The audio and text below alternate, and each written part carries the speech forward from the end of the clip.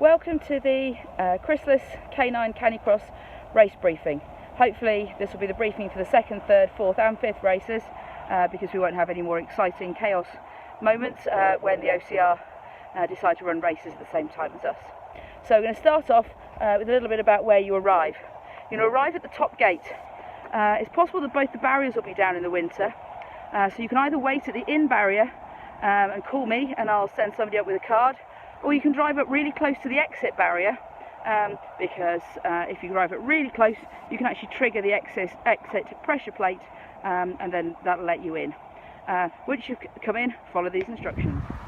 So you arrive at the barrier and drive down the track all the way down past the car park till you're almost in front of the clubhouse. Drive straight past the turning to the field that perhaps you're used to camping in if you use this venue for Canicross Midlands or swimming, and keep going straight on past the car park towards the clubhouse. As you're coming up to the clubhouse now, you'll see there's a gate on your left. At the moment the barrier's across here, but that barrier should be open. You'll be able to go through. Get towards the end of the track, park up neatly. There's a lot more of you this time, but the good news is there are fewer boats, so there are spaces in the verge to park as well as at the far end.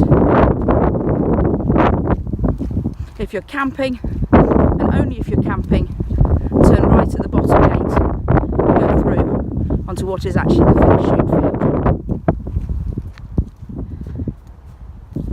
The uphill start is just here, right by where you've parked, and you go straight up the hill.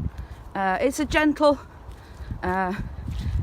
elevation. It's not too hard to run, and as there's often rabbits on the hill, those of you who were out early might get a little bit of an extra turbo boost.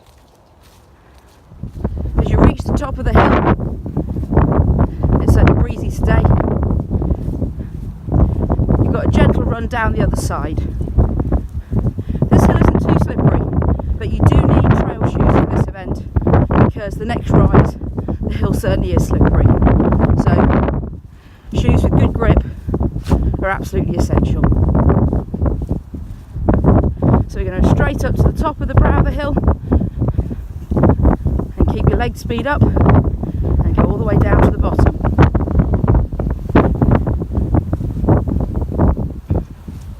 When you get to the bottom of the hill, keep broadly left and follow the river path all the way round past the RSPB reserve. This will be the first marshal point you come past.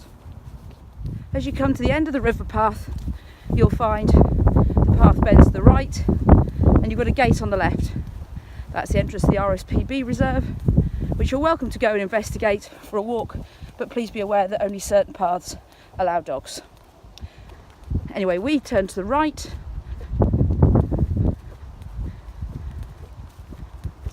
and move on to a slightly harder pack trail, albeit with a few puddles. Go onto the hard pack trail, you just come across this very short section which potentially is head on head. The dog's coming towards us, or we're going up the short steep hill, so you want to stay to the left, and that way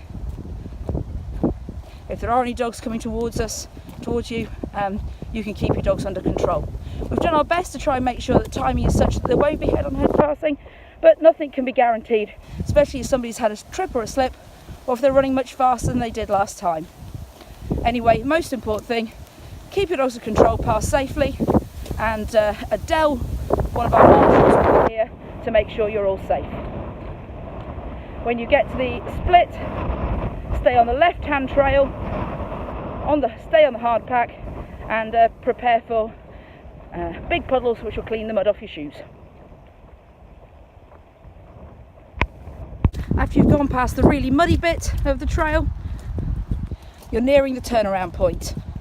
You'll see the cheery face of Ian Driscoll. One more puddle to jump or splash through.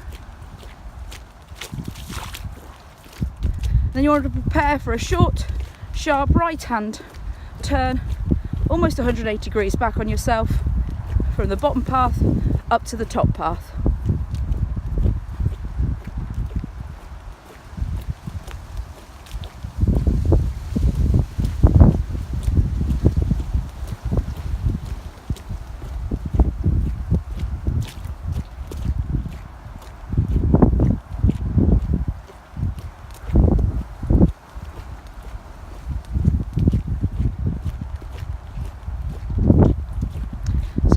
right round this corner. We'll get rid of that scaffold pole and up onto the top path.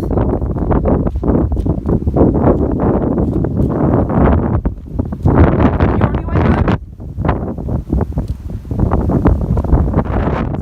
Top path, you'll see it joins the bottom path, which you've already along. This is the section of head on head that you're already familiar with.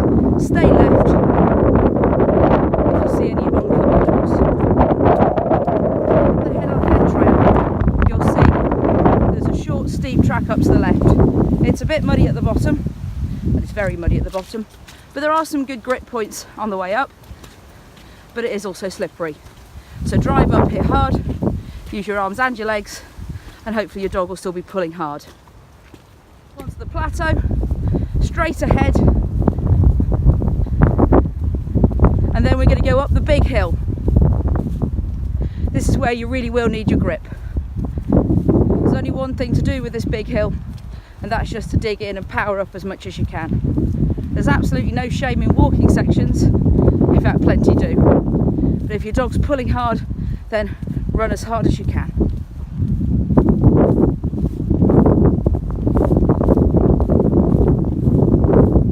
When you get to the very top, straight back down again. If you get a chance, you can enjoy the view. And actually, when you consider you're right in the middle of Birmingham, it's not a bad view at all. Take it easy down the hill. It's less slippy at the sides, it's more slippy in the middle.